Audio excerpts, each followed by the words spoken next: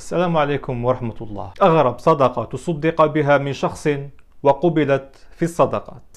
في غزوة تبوك أمر الرسول صلى الله عليه وسلم الصحابة بالجهر بالصدقات، يعني كل صحابي حب يتصدق يجي يقول شحال تصدق، وكل صحابي بدأ يتصدق. واحد أعطى تمر، واحد أعطى شعير، واحد أعطى سلاح، واحد أعطى النوق يعني الجمال، واحد أعطى المال. أما بعض فقراء الصحابة اللي سموهم البكاؤون ما لقاوش كيفاش يتصدقوا بالأموال تاعهم وما قدروش يشاركوا في الغزوة.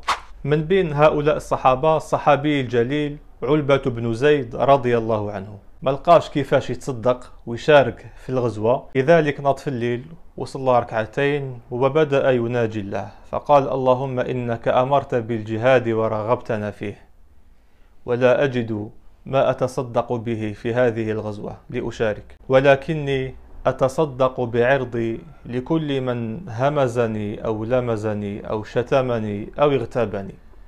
يعني تصدق بالعرض تاعو لكل واحد سبو ولا آذاه باللسان. غدوة من ذاك في الصباح الرسول صلى الله عليه وسلم سأل: من المتصدق بعرضه الليلة؟ فقام علبة بن زيد وقال: أنا يا رسول الله. فقال له الرسول صلى الله عليه وسلم: لقد قبلت صدقتك في الصدقات.